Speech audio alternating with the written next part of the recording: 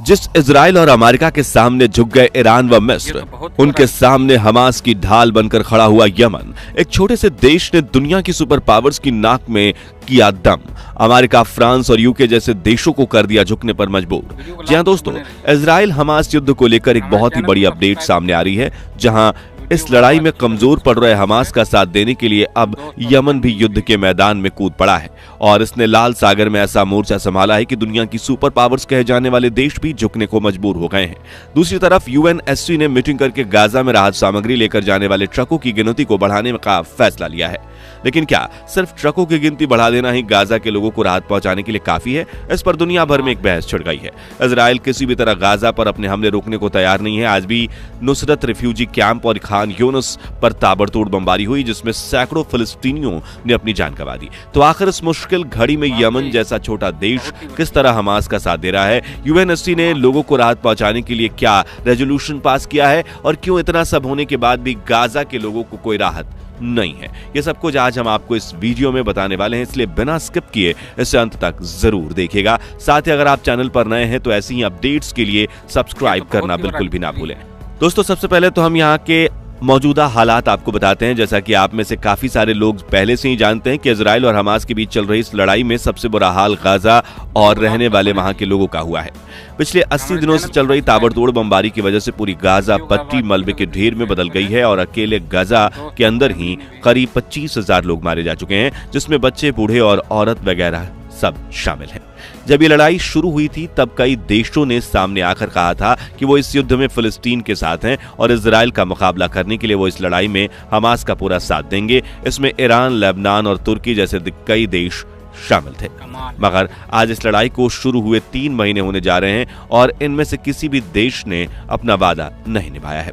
लड़ाई शुरू होने के दौरान इन्होंने जो बड़ी बड़ी बातें की वो सिर्फ बातें ही रह गईं और जमीनी स्तर पर हमास का साथ देने के लिए सिर्फ एक ऐसा देश सामने आया है जिसके बारे में किसी ने सोचा भी नहीं था। आप सही समझे, हम बात कर रहे हैं यमन की, जिसने इस समय बड़े बड़े ताकतवर देशों को घुटने टेकने पर मजबूर किया हुआ है। अब यमन जैसा छोटा देश इतना दिलेर कैसे हो गया, चलिए आपको बताते हैं। असल में जब ये जंग शुरू हुई तब ईरान और तुर्की की तरह यमन ने भी दावा किया था कि वो इस लड़ाई में हर कीमत पर फिलिस्तीन व हमास का साथ देगा। अब यमन ने जब ये बात कही थी तो लगा था कि ये भी ईरान और तुर्की की तरह सिर्फ बड़ी बड़ी बातें करके ही रह जाएगा, लेकिन ऐसा नहीं हुआ। यमन सच में मैदान में उतर आया है और ऐसा उतरा कि इसने हमास का पक्ष बहुत मजबूत कर दिया है। दरअसल यमन ने अपने समुद्री इलाके से इजराइल को चोट पहुंचानी शुरू कर दी है। इजराइल ने गाजा पर बमबारी जैसे ही शुरू की, वैसे ही यमन के हूती विद्रोहियों ने लाल सागर में इजराइल की तरफ जाने वाले मालवाहक जहाजों पर हमला कर दिया और एक भी जहाज को इजराइल तक नहीं पहुंचने दिया। अब यहाँ आपकी जानकारी के लिए बता दें कि लाल सागर वैश्विक अर्थव्यवस्था में एक महत्वपूर्ण भूमिका निभाता है, क्योंकि मालवाहक जहाज हर साल हिंद महासागर और भूमध्य सागर के बीच यात्रा करते हैं और इस प्रकार एशिया और यूरोप के बीच का रास्ता लगभग आधा कम हो जाता है। आसान शब्दों में कहें तो वर्ल्ड इकोनॉमी के चलते रहने के लिए लाल सागर का रूट खुला रहना बेहद जरूरी है, वरना दुनिया में तेल की कीमतें आसमान छूने लगेंगी। यही वजह है कि यमन के हूती विद्रोहियों ने इस रूट पर पूरी तरह से कब्जा कर लिया और साफ कह दिया कि अगर किसी भी मालवाहक जहाज ने यहां से गुजरने की कोशिश की तो उसको नष्ट करके समुद्र की गहराइयों में डुबा दिया जाएगा। और अपनी इस धमकी को साबित करने के लिए उन्होंने कई जहाजों पर सच में हमला किया। इतना ही नहीं, यमन ने एक के बाद एक कई मिसाइल्स इजराइल पर भी दाग डाली, जिसमें कुछ मिसाइल्स तो इजराइल ने हवा में ही नष्ट कर दी, मगर कुछ अपने निशाने पर गिरने में भी कामयाब रही। इतना सब होने के बाद सभी लोगों को लगा कि अब इजराइल का साथी अमेरिका इस लड़ाई में सामने आएगा और यमन पर हमला करके उसको शांत कर देगा। मगर इसमें सिर्फ आधी बात ही सच हो पाई, क्योंकि अमेरिका यमन को ललकारने के लिए सामने तो आया, मगर हूती विद्रोहियों ने उसे ऐसा जवाब दिया कि उसको दबे पांव लौटना पड़ा। असल में जब हूती विद्रोहियों ने इजराइल जाने वाले शिप्स पर हमला किया तो उनकी मदद के लिए अमेरिका ने वहां अपनी नेवी को भेज दिया, मगर अमेरिकी नेवी को देखकर भी यमन की फौज बिल्कुल नहीं घबराई और उन्होंने उस पर भी ताबड़तोड़ हमले कर डाले। ऐसा होने पर अमेरिकी नेवी को मजबूरन वहां से वापस लौटना पड़ा। इसके बाद अमेरिका ने दुनिया भर से मदद जुटानी शुरू की। यूके, फ्रांस, कनाडा और जर्मनी, नॉर्वे जैसे देशों की नेवी को एक साथ इकट्ठा करके एक स्पेशल नेवल टास्क फोर्स बनाई। अमेरिका ने पहले तो अपनी स्पेशल फोर्स से हूती विद्रोहियों को धमकाने की कोशिश की, लेकिन यमन के लड़ाके जब 1 इंच भी पीछे नहीं हटे तो अमेरिका ने अपने सुर बदलते हुए कहा कि वो यहाँ लड़ने नहीं बल्कि लाल सागर से गुजरने वाले शिप्स को प्रोटेक्शन देने आए हैं।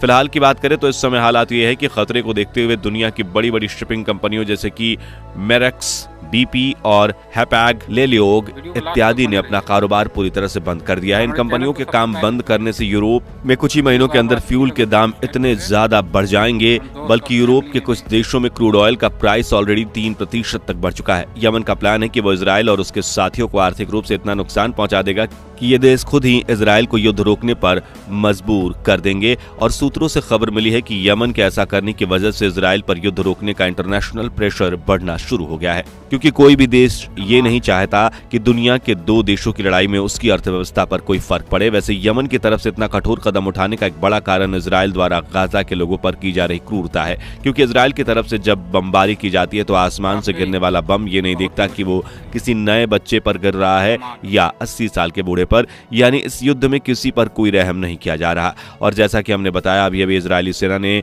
नुसरत रिफ्यूजी कैंप और खान यूनुस शहर को अपना निशाना बनाया है, जहां ताबड़तोड़ एयर स्ट्राइक होने की वजह से 150 लोगों ने अपनी जान गंवा दी है। और ये कोई आज की नई कहानी नहीं है, बल्कि गाजा में ये कहानी पिछले 80 दिनों से हर रोज दोहराई जा रही है। यही कारण है कि दुनिया के कई देश जितना जल्दी हो सके इस युद्ध को रुकवाने की कोशिश में लगे हुए हैं। और सिर्फ देश ही नहीं बल्कि कई अंतर्राष्ट्रीय संगठन जिसमें यूएनएससी यानी यूनाइटेड नेशंस सिक्योरिटी काउंसिल भी शामिल है। असल में पिछले कई दिनों से यूएनएससी द्वारा एक मीटिंग रखने की बात चल रही है, जिसमें इस युद्ध के अंदर सीज फायर होना चाहिए या नहीं इस पर वोटिंग की जाएगी, मगर बार बार अड़चन आने की वजह से मीटिंग को आगे बढ़ा दिया जा रहा है। असल में यूएनएससी ने इस मुद्दे पर एक मीटिंग कुछ दिनों पहले की थी, मगर उस मीटिंग में अमेरिका ने सीज फायर के खिलाफ वोट करके इस युद्ध को खत्म करने से रोक दिया था।